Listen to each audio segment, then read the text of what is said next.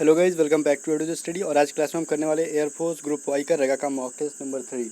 और mock test number 3 करने से पहले मैं मॉक टेस्ट नंबर 2 में जो एक क्वेश्चन मैंने आपसे पूछा था उसका आंसर बता दूं। फिर मॉक टेस्ट नंबर 3 में भी टोटल 30 क्वेश्चन होते हैं। 30 में से एक क्वेश्चन छोड़ता हूँ आपके लिए कि आप कमेंट करके बताएं, ठीक है। तो वीडियो के एंड में मैं एक क्वेश्चन पूछने वाला हूँ, एंड में या फिर मिड में कहीं से भी एक क्वेश्चन पूछूंगा जिसका आंसर आप बताओगे, ठीक है।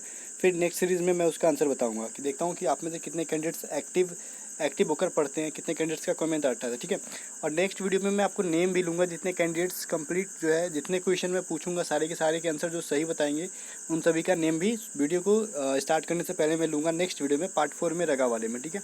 तो चलो पहले पार्ट 2 का हम देखते हैं सॉल्यूशन क्या था। तो क्वेश्चन था हमारा पार्ट 2 का, क्वेश्चन नंबर 18। मैंने आपसे पूछा था कि एक शाम ए और बी एक दूसरे के सामने खड़े होकर बातचीत कर रहे हैं। बी की छाया ए के दाईं ओर बनती है, तो बी का मुख जो है, मुंह है, किस दिशा में होगा, ठीक है। तो देखो यहाँ पे कुछ कैंडिडेट्स ने आंसर सही बताया था, बहुत ने गलती बताया था। ए और बी जो है एक सामने सामने खड़े होकर बात कर रहे, वो टाइम क्या था, इवनिंग का था। मतलब इवनिंग में, शाम में वो लोग क्या कर रहे थे, खड़े होकर बातचीत कर रहे थे, डिस्कशन या फिर गुसिप कर रहे थे। तो उनका जो छाया था, देखो इवनिंग में सन किधर होगा, ये हमारा ईस्ट है, ये वेस्ट है, ठीक है। तो सन इधर होगा इवनिंग के टाइम पे, मतलब पश्चिम दिशा की तरफ। और वो एक दूसरे की तरफ जब सामने खड़ा होकर बात कर रहे थे, तो बी की छाया मतलब इमेज जो बन रही थी ए के दाईं ओर बन रही थी, ठीक है। तो दाईं ओर, जाहिर सी बात है छाया जो है इधर ही बनेगा, ईस्ट में बनेगा, बिकॉज कुछ भी रखो, जब वेस्ट में सन है तो छाया किधर बनेगा, ईस्ट में। और ए का दाईं ओर कब होगा, इधर, जब वो ये नॉर्थ की तरफ मुंह करके फेस करके खड़ा होगा तब, ठीक है ना। तो बी किधर मुंह करके खड़ा होगा भाई, ये बी हमारा साउथ में मुंह करके खड़ा होगा जब इसके सामने होगा, तो ठीक है। तो इसमें से जिसका भी आंसर साउथ आया था सही है, और जिसका भी कुछ और आया वो गलत है, ठीक है। अब चलो पार्ट 3 के ऊपर चलते हैं। पार्ट 3 लगा, पार्ट 3 का क्वेश्चन नंबर 1 है हमारा, मेघालय की गवर्नर कौन है, ठीक है, गवर्नर ऑफ मेघालय, ठीक है। तो अभी फर्स्ट इसमें से मुझे उम्मीद है कि सारे कैंडिडेट्स का आंसर सही होगा, तथागत रॉय है। और इसको लगता है करंट अफेयर में रिसेंटली पढ़ाया भी गया था, मेघालय के राज्यपाल तथागत रॉय, ठीक है ना। चलो अभी देखो, इसमें से पूछ रहा है भारतीय संविधान में संशोधन का प्रस्ताव किस देश के संविधान से लिया गया है, ठीक है। मतलब इसका मतलब क्या हुआ कि आपको पता है कि भारत के संविधान में हमेशा कुछ ना कुछ अमेंडमेंट होती रहती है, कभी कुछ होगा, कभी ऐड करेंगे, किसी चीज़ को हटाते रहते हैं। तो ये जो प्रथा है वो किस कंट्री से लिया है, ये साउथ अफ्रीका से लिया गया है। और इसके ऊपर मैंने कंप्लीट वीडियो भी बनाया था, ठीक है ना। अभी देखो क्वेश्चन नंबर 3 है, लास्ट में कमेंट करके बताना है आपको आपके टोटल कितने सही होते हैं आंसर, और आपका नाम क्या है, किस स्टेट से हो।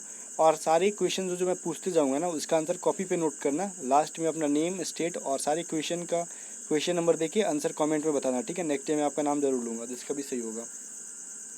बोल रहा है स्वतंत्रता आंदोलन के दौरान रविन्द्रनाथ टैगोर ने नाइटहुड की उपाधि किस घटना के विरोध में वापस कर दी थी। आपको पता है कि ब्रिटिश सरकार ने नाइटहुड का उपाधि दिया था किसको, रविन्द्रनाथ टैगोर को, ठीक है। तो उन्होंने जलियांवाला बाग हत्याकांड जब हुआ उसके बाद उन्होंने नाइटहुड की उपाधि को क्या किया, लौटा दिया। तो इसमें से एक क्वेश्चन ये बनता है कि जलियांवाला हत्याकांड कब हुआ था। तो ये चीज़ कमेंट करके आप बताओगे, अभी कॉपी पे नोट करो, और भी क्वेश्चन मैं पूछूंगा आप बताते जाना, ठीक है। क्वेश्चन नंबर 3 में मैंने पूछा कि जलियांवाला हत्याकांड कब हुआ था। क्वेश्चन नंबर 4 देखो, आनंद मठ के लेखक कौन है। जाहिर सी बात है कि आनंद मठ के लेखक कौन है भाई, बंकिम चंद्र चटर्जी। आप मुझको अगर नहीं पता था तो इसको याद कर लेना। और आज का सेट जो है ना काफ़ी ईजी है, ईजी इसलिए बिकॉज कुछ दिनों से जितने भी इंग्लिश और रेगा का मैं क्वेश्चन दे रहा था आपके मार्क्स कम आ रहे हैं, तो आप डिप्रेशन में जा रहे हो, ठीक है। तो मैं नहीं चाहता कि टफ दे दे के रोज़ रोज़ परेशान करो, कभी कभी इजी भी आना चाहिए ताकि आपका स्कोर अच्छा होगा, तो कॉन्फिडेंस होता है, वैसे बढ़ता है, कॉन्फिडेंस का लेवल जो है हाई होता है। क्वेश्चन नंबर 5 है, डांडिया लोक नृत्य निम्नलिखित में से किस राज्य से, किस स्टेट में डांडिया होता है, ये गुजरात में होता है, ठीक है ना। चलो क्वेश्चन नंबर 6 है, रोवर्स कप, ये कप दिया जाता है वो किस स्पोर्ट में, किस गेम में, किस खेल में दिया जाता है। जाहिर सी बात है रोवर्स कप किस में दिया जाता है भाई, रोवर्स कप फुटबॉल में, ठीक है। अभी एक स्टेटमेंट है, वेदों की और लोटो, ठीक है, वेदों की और लोटो का नारा किसने दिया था। चारों ऑप्शन में से आपको बताना है, मैं टाइम दे रहा हूँ इसलिए, बाकी आप क्वेश्चन पढ़ते जाना वीडियो को रोक रोक के। तो ये दयाराम सरस्वती जी ने कहा था कि वेदों की और लौटो, ठीक है ना। क्वेश्चन नंबर 8 बोल रहा है हमारा, मैथ यहाँ से स्टार्ट होता है, जीके के 7 क्वेश्चन, मैथ के 7 to 8, या तो जीके का 8 क्वेश्चन हो जाएगा या फिर मैथ का 8 क्वेश्चन हो जाएगा। मतलब 15 क्वेश्चन मिला के जीके प्लस मैथ से पूछा जाता है, ठीक है ना। फिर रीजनिंग के 15 क्वेश्चन होते हैं। देखो 8 नंबर क्वेश्चन में क्या बोल रहे हैं, 8 पुस्तकों, देखो 8 क्वेश्चन है और यहाँ से 8 क्वेश्चन जो है ना, ये क्वेश्चन का 8 है, 8 पुस्तकों का क्रय मूल्य मतलब कॉस्ट प्राइस, ठीक है ना, CP। 6 पुस्तकों के सेलिंग प्राइस मतलब विक्रय मूल्य के समान है, तो लाभ का लाभ का परसेंटेज क्या होगा, मतलब परसेंटेज ऑफ प्रॉफिट क्या होगा, ठीक है। अब इसके लिए मैंने आपको ट्रिक बताया था क्या, जब मैं मैथ पढ़ा रहा था तब, और पिछले मॉक टेस्ट में भी बताया था कि जब भी ऐसा क्वेश्चन रहेगा 8 का मूल्य जो है 6 के विक्रय मूल्य के, क्रय मूल्य जो है 6 के, या फिर किसी भी चीज़ का क्रय मूल्य विक्रय मूल्य के बराबर है, तो प्रॉफिट या लॉस जो भी पूछेगा आपको ऐसे के लिए क्या करना होता है। तो ऐसे के लिए जो क्रय मूल्य दिया हुआ है उसको विक्रय मूल्य मानो, और जो विक्रय मूल्य दिया हुआ है उसको क्रय मूल्य मानो। मतलब क्रय मूल्य दिया है 8 पुस्तकों का, तो उसको सेलिंग प्राइस मान लो 8, ठीक है ना। और 6 पुस्तकों का विक्रय मूल्य दिया है तो आपको कॉस्ट प्राइस मानना है 6, ठीक है ना। अब आपको यहाँ से निकाल लेना है, क्या निकालोगे, परसेंटेज निकालना है। यहाँ पे जाहिर सी बात है 8 मतलब 6 रुपये में खरीदें और 8 रुपये में बेचें तो 2 रुपये का फ़ायदा हुआ, कहते हैं 8 - 6, ठीक है। तो 2 रुपये का फ़ायदा हुआ, कितने रुपये में खरीदा, तो 6 रुपये में, इंटू 100 परसेंटेज निकालना है। तो ये 3 बार में कटा तो बचा क्या, 100/3 इक्वल टू 33.3%, ठीक है ना। इसको आप सॉल्व करते रहना, ऑप्शन नंबर डी, मैंने आपको डायरेक्ट आंसर बता दिया। इसके लिए मैंने बहुत सारा ट्रिक बताया था आपको, बहुत बार ये तरीका मैंने मेथड यूज़ किया है। क्वेश्चन नंबर 9 क्या बोल रहा है हमारा, यहाँ पे देखो ये बोल रहे हैं 25% का 25% किसके बराबर होगा। ये क्वेश्चन कंफ्यूज कर रहा है, तो वीडियो को रोक के थोड़ा सा क्वेश्चन को सॉल्व करने का कोशिश करो। बाकी मैं यहाँ पे डायरेक्ट सॉल्यूशन पे आता हूँ, देखो जूम कर दूँ ताकि हमारा स्पेस मिल जाए बनाने के लिए। 25% क्या होता है, 25% का मतलब 25/100 इंटू 25/100, इसका वैल्यू तो पूछ रहा है आपको। 25/100 है तो 4 बार में कटेगा, ये भी 4 बार में, तो क्या बचा 1/16, ठीक है। अब इसको सॉल्व करो, 1/16 को सॉल्व करोगे तो क्या आएगा हमारा 0.0625। आप इसको कैलकुलेट करो, कैलकुलेटर मोबाइल जो भी यूज़ करते हो। ऑप्शन नंबर बी आपका राइट आंसर आ जाएगा यहाँ पे, ठीक है। यहाँ पे समझना था 25% का 25%, मतलब 25% का मतलब क्या होता है 25/100, का मतलब मल्टीप्लाई ऑफ 25/100। अब इसको सॉल्व कर दो, आपका आंसर आ जाएगा। अभी देखो क्वेश्चन नंबर 10 क्या बोल रहे हैं, 2 पाइप, ठीक है, क्रमशः 20 मिनट और 30 मिनट में टंकी को फुल कर देते हैं। तो दोनों पाइप को अगर अलग अलग करके, दोनों पाइप में देखो पाइप ए है और बी है, मान लो अगर इसको हम स्टार्ट करें ना तो कोई टंकी को 20 मिनट में भरता है। अगर हम सिर्फ बी को स्टार्ट करें तो 30 मिनट में भरता है। अगर दोनों को हम एक साथ स्टार्ट कर दें तो वो कितने मिनट में भरेगा। तो ये टाइम एंड वर्क वाला थ्योरी लगाना है यहाँ पे। जब दो लोग मिलकर किसी काम को करें तो क्या मैंने बोला था, ए इंटू बी बटा में ए प्लस में बी, यही बोला था ना। तो 20 इंटू 30 बटा में 30 + 20 इक्वल टू क्या हो जाएगा 50। तो ये हमारा 50 हो गया, 0 0 कट गया, ये 60 बटा में क्या हो गया 5, तो हमारा 12 हो जाएगा कट के। तो 12 मिनट के अंदर ये दोनों मिलके भर देंगे, ठीक है, इस पाइप को। अभी देखो क्वेश्चन नंबर 11 क्या हमारा बोल रहा है, एक व्यक्ति 6 किलोमीटर प्रति घंटा पर डाउन स्ट्रीम और 2 किलोमीटर प्रति घंटा पे अप स्ट्रीम तैर सकता है, तो स्थिर जल में उसकी गति क्या होती है। देखो हमने चीज़ पढ़ा था ये बोट एंड स्ट्रीम वाले चैप्टर में, कंप्लीट इसको पढ़ा था ना। देखो डाउन स्ट्रीम दिया है हमारा 6 किलोमीटर, मैं किलोमीटर नहीं लिख रहा हूँ, पर आवर नहीं लिख रहा हूँ, बस 6 लिख रहा हूँ। यू लिखा है हमारा अप स्ट्रीम 2, ठीक है, 2 किलोमीटर प्रति घंटा। तो आपको स्थिर जल में मतलब एक्स का वैल्यू बताना है। जो मेरा बोट एंड स्ट्रीम का चैप्टर जो मैंने पढ़ाया था आपने पढ़ लिया होगा तो क्वेश्चन बन जाएगा। तो एक्स बराबर क्या होता है, D plus you by T 2 होता है। इजी तो है ना, 6 + 2 बटा में 2, तो x बराबर 6 + 2 बटा में 2, मतलब 8 बटा में 2 इक्वल टू 4। तो स्थिर जल में, शांत जल में उसका क्या होगा, स्पीड क्या होगा 4 किलोमीटर प्रति घंटा, ऑप्शन नंबर ए। ये सारी चीज़ें मैंने इसकी थ्योरी पढ़ा रखी है, जिसने पढ़ा होगा 100% उनकी क्वेश्चन बहुत इजीली सॉल्व हो रहा होगा। अभी देखो ये क्वेश्चन मेंसुरेशन का है। यदि एक बेलन सिलेंडर की ऊंचाई में, मतलब हिंदी में बेलन बोलते हैं, इंग्लिश में सिलेंडर बोलते हैं, ठीक है ना, एक सिलेंडर की ऊंचाई में 50% की वृद्धि कर दी जाए और उसकी आधार की त्रिज्या में 10% की कमी कर दी जाए, तो बताइए उसकी वक्र सतह या फिर क्षेत्रफल जो है कर्व्ड सरफेस एरिया में क्या चेंजेज आएगा, प्रॉफिट होगा, मतलब इंक्रीज करेगा, डिक्रीज करेगा, वृद्धि होगा कि कमी होगा, ये आपको निकालना है। तो मैंने इसके लिए भी आपको ट्रिक बताया था, मेंसुरेशन चैप्टर से पढ़ा रहा था। तो आपको दो तरीक़ा से निकाल सकते हो, या तो उसका एरिया निकालोगे आप, पहले कितना था, मतलब कमी आने से पहले क्या एरिया था, और कमी और या फिर वृद्धि करने के बाद जो एरिया आ रहा है, दोनों को माइनस करोगे या फिर उसको प्रॉफिट में चेंज करोगे। उससे अच्छा आपको क्या शॉर्ट ट्रिक है, मैंने बताया जब भी एक बार प्रॉफिट हो रहा है, एक बार लॉस हो रहा है, या फिर एक बार बढ़ रहा है एक बार घट रहा है, R1 ठीक है, ये बढ़ा है लेकिन माइनस हो रहा है सेकेंड हो रहा है, तो R2 ठीक है ना, -R1 × R2/100, ये तो मैंने 1000 बार ये कम से कम फार्मूला बताया होगा। ठीक है, तो वही करना है 15 माइनस 10। अब वैल्यू अगर प्लस में देता है तो वृद्धि होगा, वैल्यू अगर माइनस में देता है तो हमारा 15 इंटू 10/100, माइनस में देगा तो हमारा कम ही होगा, ठीक है ना। ये क्या होगा 15 माइनस 10 इक्वल टू 5, माइनस ये 0 0 कट गया, ये क्या होगा 1.5, ठीक है ना। 5 माइनस 1.5 इक्वल टू क्या होता है 3.5, तो वैल्यू हमारा क्या दिया प्लस में दिया, ठीक है। तो ये जाहिर सी बात है 3.5% का वृद्धि होगा, ठीक है ना। ये फार्मूला मैंने बहुत बार बताया था। एग्ज़ाम में मार्क्स तो आते ही आते ज़्यादा है, इन सब चीज़ों से हमारा टाइम भी बचता है। ये सभी ट्रिक्स आपके एग्ज़ाम में टाइम बचाने में हेल्पफुल होते हैं और कम समय में ज़्यादा क्वेश्चन सॉल्व करोगे आप लोग। अभी देखो, यदि किसी त्रिभुज मतलब ट्रायंगल के कोण का रेशियो 5:4:3 के रेशियो में है, अनुपात में है, तो सबसे बड़े कोण में जो सबसे बड़ा कोण का वैल्यू क्या होगा ये पूछा, कितने डिग्री का होगा। तो देखो सबसे बड़ा इसमें कौन सा है 5 है, ठीक है 5 है ना हमारा। तो अभी बताओ कोई भी त्रिभुज का तीनों कोण कितने डिग्री का होता है 180 डिग्री का होता है। मान लो ये कितने होगा, ये कुछ होगा, ये कुछ होगा, ये कुछ, ये तीनों को अगर जोड़ देंगे तो कितना होगा 180 डिग्री का होता है। और सबसे बड़ा क्या हमारा रेशियो में 5। अब इन तीनों को जोड़ो, 4 5 है, 4 है 9 3 12, ठीक है। अब इसको सॉल्व कर दो, जो वैल्यू आएगा हमारा आ जाएगा। तीनों को जोड़ के नीचे लिखेंगे और जिसके बारे में पूछेगा मतलब बड़े वाले के बारे में पूछ रहा है तो बड़ा वाला वैल्यू रख के 180 से मल्टीप्लाई कर दो, ठीक है। 6 दूनी 12, 6 3 18, ठीक है। ये क्या हुआ 15। अब 15 इंटू 5 क्या होता है 75 होता है। तो सबसे बड़ा वैल्यू 75 होगा हमारा, ठीक है 75 डिग्री। आप इसको बाकी 4 3 का भी वैल्यू निकाल के देख सकते हो, आपको मिल जाएगा। देखो 5 वाले का वैल्यू क्या आया 75, यही हम 180 इंटू 4/12 रखते हैं तो ये हमारा 15 बार में कट रहा है। तो ये 4 वाले का वैल्यू 60 डिग्री आ रहा है। अब तो जाहिर सी बात है 3 वाले का कम ही आएगा ना, 45 डिग्री आएगा। तो सबसे बड़ा वैल्यू कौन होगा 75। मैंने चेक करके भी बता दिया आपको। अब देखो क्वेश्चन नंबर 14 है क्या हमारा, स्थिर गति से चल रही रेलगाड़ी 96 मीटर लंबे प्लेटफॉर्म को 12 सेकंड में और दूसरे 141 मीटर लंबे प्लेटफॉर्म को 15 सेकंड में पार करती है।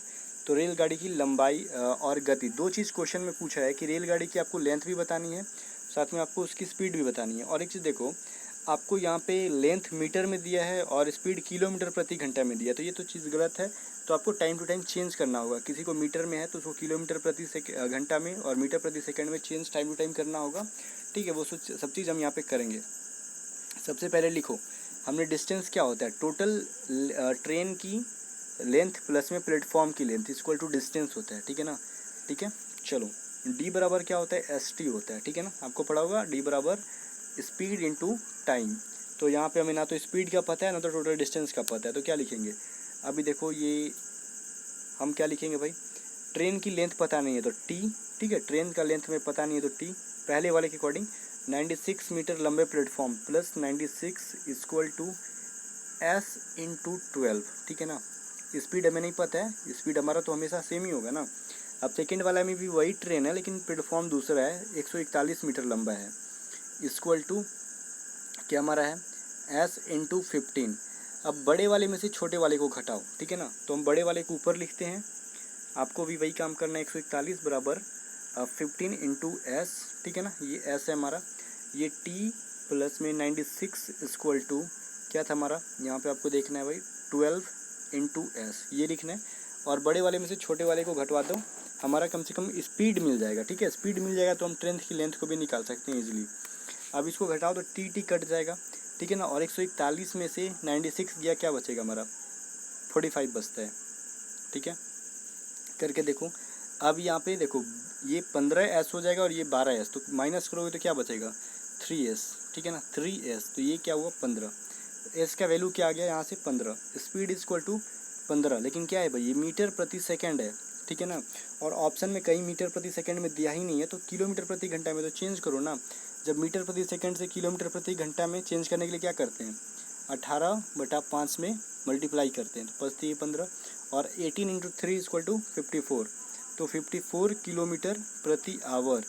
ये किस में आ रहा है, ऑप्शन नंबर सी में भी आ रहा है, डी में भी आ रहा है। तो फिलहाल हमें स्पीड का वैल्यू मिल गया 54 किलोमीटर प्रति घंटा और मीटर में था हमारा 15, ठीक है ना, मीटर प्रति सेकंड। तो हमें लेंथ निकालना है ना अभी ट्रेन का, तो किसी एक इस इक्वेशन पे हम निकाल सकते हैं टी प्लस 96 इक्वल टू, यहाँ पे सब मीटर में है तो मीटर वाले से ही 15 इंटू हमारा क्या था भाई टाइम 12 सेकंड लग रहा था यहाँ पे, ठीक है ना। तो देखो यहाँ पे क्या बोल रहे हैं टी प्लस 96 इक्वल टू, ये क्या था 12 इंटू हमारा 15 था। हम 15 को लेंगे बिकॉज हम मीटर वाले को यहाँ पे ट्रेन की प्लेटफॉर्म की लेंथ मीटर में है, तो मीटर प्रति सेकंड वाले को नहीं लेंगे ना, यहाँ पे किलोमीटर वाले को नहीं। हम 54 क्यों नहीं ले रहे हैं, बिकॉज ट्रेन की लेंथ मीटर में इसलिए, और ये 54 किलोमीटर प्रति घंटा में है, तो मीटर पर सेकेंड वाले को लेना है। तो ये 12 इंटू क्या होगा 15 इक्वल टू क्या होता है 180। अब ये t प्लस 96 है, तो 96 इधर जाएगा तो इसमें से माइनस हो जाएगा, ठीक है। तो इसमें से माइनस करोगे तो क्या बचेगा आपका 84 होता है ना 84। माइनस करके देख ले क्या हम लोग एक बार, 180 माइनस 96, ठीक है, तो हमारा क्या हो जाएगा 84 ही होगा। तो आपका 84 मीटर में है, ठीक है वैल्यू, और ये हमारा 54 किलोमीटर प्रति घंटा में है, जो कि 15 हमने मीटर प्रति सेकंड में लिया था, तो किलोमीटर में चेंज करो। कैसे चेंज किया हमने 18/5 से मल्टीप्लाई करके, ये तरीका है, ठीक है। तो हमारा ऑप्शन नंबर सी आया। अब इसमें मैथ का जिसका भी बेस बिल्कुल अच्छा होगा वो समझ गए होंगे, जिसका लो है अब आपको नहीं समझ में आया तो टेंशन नहीं लेना, जाके प्लेलिस्ट से मेरी सारी मैथ की जो और रीजनिंग मैंने पढ़ाई है समझ लो, एग्जाम में कहीं से नहीं छूटने वाला है। क्वेश्चन नंबर 15 क्या बोल रहा है, एक आयत की लंबाई में 10% की वृद्धि करो और चौड़ाई में 10% की कमी कर देने से आयत का क्षेत्रफल बढ़ेगा या फिर कम होगा। फिर से वही लॉजिक लगाओ, एक बार बढ़ रहा है एक बार घट रहा है, तो 10 माइनस 10 इंटू 10/100। ये मैंने इसलिए दिया ना, यहाँ पे देखो कमी होगा कैसे, 10 में से 10 गया तो 0, माइनस ये कट गया, ये 0 कट गया तो क्या बचा 1 इंटू 1 इक्वल टू 1, तो 0 माइनस 1 क्या होगा -1, तो 1% की कमी हो रही है, माइनस में वैल्यू दिया है तो यहाँ पे 1% की कमी हो जाएगी। इसलिए मैंने इस क्वेश्चन को ऐड किया ताकि आप समझ लो इजीली, ठीक है ना। अभी आगे क्वेश्चन देखो क्या बोल रहा है हमारा, यहाँ से एक रीजनिंग का क्वेश्चन स्टार्ट होता है, तो आपको देखना है PQRS है, तो PQRS को कैसे चेंज किया है RSQP में। RS कैसे, जो लास्ट में था उसको दोनों को मतलब दो जो लास्ट में है उसको फर्स्ट में करो, RS पहले फिर इसको पलट दो, PQ था ना तो QP कर दिया है, ठीक है। वैसे ही इसमें करेंगे, जो दो लास्ट में है उसको चेंज करो SR, और ये क्या हो जाए भाई QP है तो PQ करो, ठीक है। SRPQ किस में है, ऑप्शन नंबर डी में है, option number D right answer है। मुझे यहाँ पे उम्मीद है कि सारे के सारे कैंडिडेट्स लगभग 27 के आसपास आंसर करेंगे। अब 25 टू 27 अगर आपका आंसर आता है तो आपकी तैयारी अच्छी है, अगर इससे कम आता है तो आपको फोकस करनी है बहुत ज़्यादा अभी स्टडी पे, ठीक है। अभी देखो क्वेश्चन नंबर 17 क्या बोल रहा है हमारा, यदि 5 इंटू 2 इक्वल टू 7 है, ठीक है ना, 5 प्लस 2 इक्वल टू 3 है, 5 डिवाइडेड बाई 2 इक्वल टू 10 है, तो अगर 5 माइनस 2 बराबर 5/2 है, तो हमें 10 माइनस 2 इंटू 3 प्लस 2 और डिवाइडेड बाई 4 का वैल्यू बताना है। तो यहाँ पे आपको समझना होगा मल्टीप्लाई का मतलब क्या है, 5 प्लस 2 किया है ना, मल्टीप्लाई का मतलब प्लस है, मतलब यहाँ पे बोल रहा है साफ साफ मल्टीप्लाई का मतलब क्या है भाई प्लस है, तभी तो 5 प्लस 2 को 7 वैल्यू दिया है। तो ये कॉपी पे नोट करते जाना, मैं मिटा दूंगा, ठीक है। यहाँ प्लस का वैल्यू क्या है माइनस है, प्लस का मतलब माइनस है, तभी तो 5 माइनस 2 इक्वल टू 3 होगा। अब ये डिवाइड का मतलब क्या है मल्टीप्लाई है, ठीक है ना, मतलब ये डिवाइड का मतलब क्या है मल्टीप्लाई है, और ये माइनस का मतलब क्या है हमारा डिवाइड है। इन सभी वैल्यू को रख लो, और इसमें जो जो वैल्यू है माइनस को डिवाइड में, मल्टीप्लाई को प्लस में, प्लस को आपको क्या करना है भाई माइनस में, और डिवाइड को मल्टीप्लाई में चेंज कर देना है, ठीक है। फिर आपको आंसर निकालना है। तो यहाँ पे इस इक्वेशन को हम करेंगे 10 divided by 2 plus 3 minus 2 into 4। अब इसको सॉल्व करो, आपका वैल्यू क्या आ जाएगा, ये क्या हो जाएगा भाई 5 प्लस 3 इंटू 8, ठीक है। तो आपका ये क्या हो जाएगा 8 माइनस 8 इक्वल टू 0। फाइनली आपका आंसर 0 दिया, ठीक है। अब इसको सॉल्व करना होगा आपको खुद से, मैंने तो शॉर्टकट में बता दिया और मैंने तरीका भी बताया आपको कैसे आपको करना है, ठीक है, और आंसर भी बताया, फाइनल आंसर 0 आ रहा है। क्वेश्चन नंबर 18, ठीक है। अभी देखो क्या बोल रहा है अमित ने कहा यह लड़की मेरी माँ के पोते की पत्नी है, तो अमित का लड़की से रिलेशन क्या है। वीडियो को रोक के इस क्वेश्चन को पढ़ो, मैं सोल्यूशन पे आता हूँ। अमित क्या बोल रहा है, देखो अमित बोल रहा है यह लड़की जो है मेरी माँ के, अमित की, ठीक है, हम ऊपर लिखते थोड़ा, अमित की माँ, इसके ऊपर आएगी माँ के पोते की पत्नी, मतलब पहले इसका अमित की माँ का पोता कौन, अमित का बेटा, और इसकी पोते की पत्नी से रिलेशन क्या है अमित का, जाहिर सी बात है इसकी बेटे की वाइफ मतलब इसकी बहू लगेगी, तो इससे अमित क्या लगेगा ससुर लगेगा, ठीक है। ऑप्शन नंबर डी जो है राइट आंसर है। नेक्स्ट क्वेश्चन देखो क्या है, बोल रहा है हमारा ये क्लॉक का क्वेश्चन है, बहुत ईजी है, मुझे उम्मीद है सारे कैंडिडेट्स कर लेंगे। मेरी घड़ी में 3 बज रहे हैं, यदि घड़ी की, अभी नहीं बज रहा है लेकिन क्वेश्चन में हुआ है, यदि घड़ी की सुई पूर्व दिशा में है, घंटे की सुई पूर्व दिशा में है, तो इशारा करती है, तो मिनट का सुई किस दिशा में होगा। देखो यहाँ पे ये घड़ी है 3 कब बजता है, जब ये हमारा घंटा का सुई 3 पे होता है और मिनट का सुई 12 पे होता है तब, तो ये जो ईस्ट में अगर है तो ये कहाँ है, नॉर्थ में, ऊपर की तरफ। ये तो जाहिर सी बात है, ये घंटा वाला ईस्ट में ही है ना, पूर्व दिशा में, ऊपर वाला नॉर्थ में होता है। तो ये मिनट की सुई जो है किस तरीके है, उत्तर की ओर। ऑप्शन नंबर ए जो हमारा राइट आंसर है, ठीक है। अभी आगे क्वेश्चन देखो, आगे क्या बोलते हैं हमारा। बोल रहा है यदि दीपक उत्तर की तरफ जाता है 40 मीटर, ठीक है। दीपक उत्तर की तरफ 40 मीटर चलता है, फिर वह दाहिने राइट साइड मुड़कर 50 मीटर चलता है, फिर वह राइट साइड मुड़कर 40 मीटर चलता है। वो अपनी मूल स्थिति से अब कितनी दूरी पर है। तो सबसे पहले में नॉर्थ में चलना है, नॉर्थ की तरफ, ऊपर हमारा 40 मीटर, ठीक है। आप लिखना कॉपी पे अच्छे से। फिर वो राइट मुड़ेगा, तो राइट इधर मुड़ेगा ना, और 50 मीटर चलता है। फिर यहाँ से वो राइट मुड़ता है। तो हम जब ईस्ट में जाते हैं तो हमारा राइट किधर है, साउथ की साइड में, और 40 मीटर ही चलता है। तो 40 ये भी है और 40 ये भी, तो दोनों पैरेलल होगा और बराबर होगा। तब वो यहाँ से गया था और यहाँ तक का डिस्टेंस टोटल कितना है, जितना ऊपर है उतना नीचे होगा, 50 मीटर। ऑप्शन नंबर कौन सा है, सी, ठीक है। सी हमारा राइट आंसर है। ओके, नेक्स्ट क्वेश्चन की तरफ देखते हैं क्या हमारा। बोल रहा है कि निम्नलिखित में से चुनना है कि कौन सा गलत जो है रिलेशन निकाला गया है। जैसे सेम क्या है, एक तरीके का दाल होता है, ठीक है, राइट है, सब्जी भी होता है, लेकिन सेम का जो बीज होता है कभी कहीं कहीं कहीं आपको दाल बनने के लिए भी दिखेगा। चाय पेय पदार्थ है, जाहिर सी बात है चाय को ड्रिंक करते हैं हम लोग। बाकी बंगाल में छोड़ दो, वेस्ट बंगाल में वो लोग खाते भी हैं, ठीक है। आप लोग कमेंट करना कितने कैंडिडेट्स वेस्ट बंगाल से हैं और आप लोग चाय को खावो बोलते हैं, ठीक है। चावल क्या है, अनाज, ठीक है ना।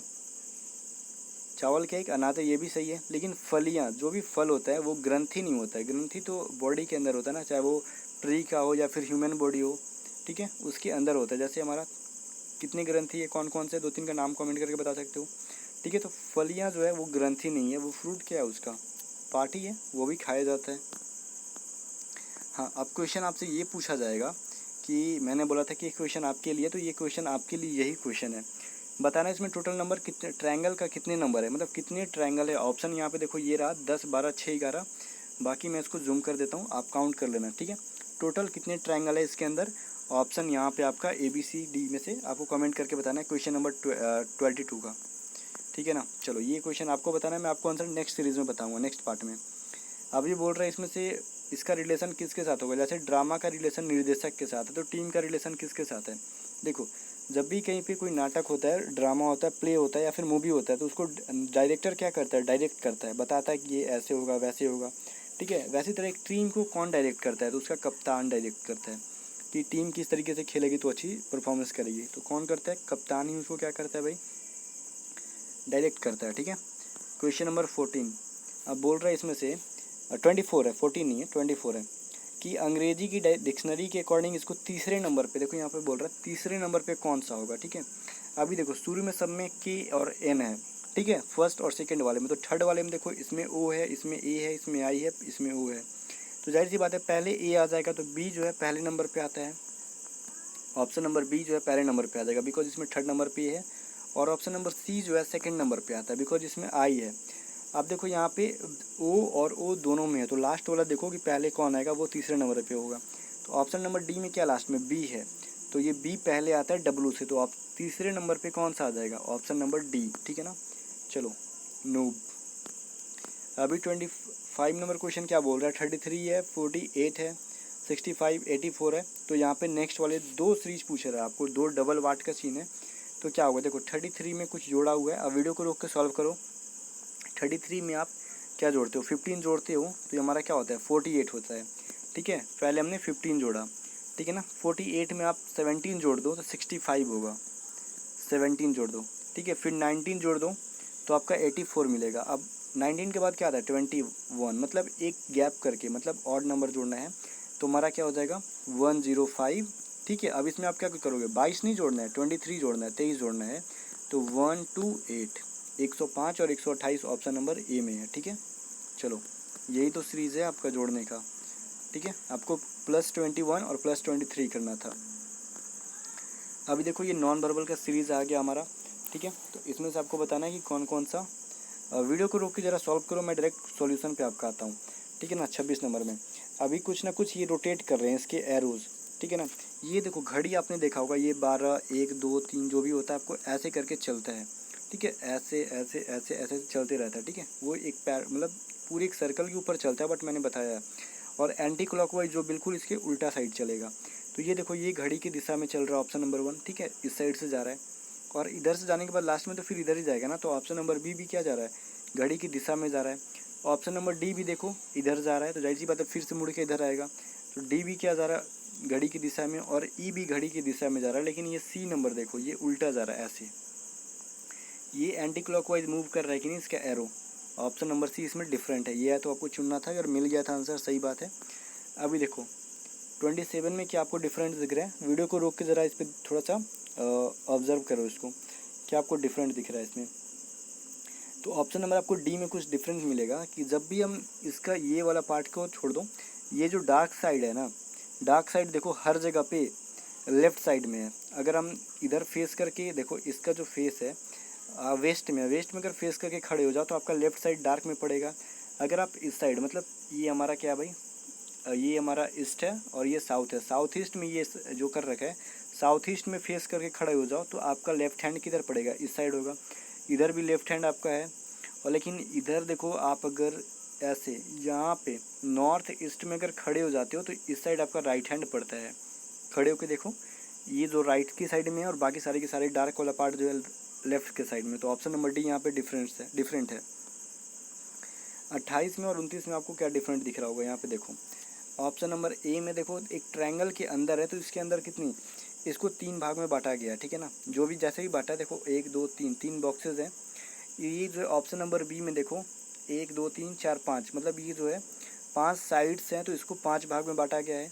डी देखो 6 साइड्स हैं इसमें, बाहर से जितनी साइड्स हैं ना ऐसे ऐसे करके, तो अंदर से भी इसको 6 भाग में 6 बॉक्सेस में भी बांट दिया गया है। इसमें देखो बाहर से 4 साइड्स हैं, तो इसको अंदर से 4 बॉक्सेस में बांटा हुआ है। लेकिन ऑप्शन नंबर सी में देखो बाहर से 4 साइड हैं, तो अंदर से इसको 5 बॉक्सेस में बांटा गया, तो ये सबसे डिफरेंट है, ठीक है। चलो ऑप्शन नंबर सी यहाँ पे राइट आंसर हो जाएगा। अभी 29 नंबर में देखो क्या बोल रहा है, आपने इतना देर में दोनों को ऑब्जर्व किया होगा। मैं सॉल्यूशन पे आता हूँ। ये डॉट वाला चिन्ह जो है ना, डॉट सब में देखो कहीं ना कहीं ये एरो के सामने है, ये भी एरो के सामने ही है, ठीक है, इसमें भी एरो के सामने ही है, ठीक है, इसमें भी देखो एरो के सामने ही है डॉट, लेकिन इसमें देखो एरो के सामने नहीं है, ये बिल्कुल भी सामने नहीं है। समझ में आ गया ना। तो ऑप्शन नंबर ई जो है डिफरेंट है इसमें। अब देखो 30 में देखो क्या बोल रहा है, वीडियो को रोक के ज़रा इसको भी ऑब्जर्व करो, मैं सॉल्यूशन पे आता हूँ। अब ये जो जहाँ भी ये वाला बॉक्स घूम रहा है ना, सब में कहीं ना कहीं ये जो एक तरीके से घूम रहा है, ये इसके अंदर की साइड की ओर इंडिकेट कर रहा है। ये जो चांद की तरह फिगर बना हुआ है, ये इसके अंदर की ओर। ऑप्शन नंबर ए को अगर छोड़ दिया जाए तो देखो ये जो बन रहा है बॉक्स, इसके अंदर ये लग रहा है फिल हो रहा है, भरा जा रहा है। इसके अंदर भी देखो लग रहा है कि अंदर इंटर कर रहा है, इसमें भी अंदर इंटर कर रहा है, इसके अंदर भी देखो अंदर इंटर कर रहा है, लेकिन इसमें क्या लग रहा है कि बाहर निकाला जा रहा है इसको, ये ना बिल्कुल अपोजिट में है।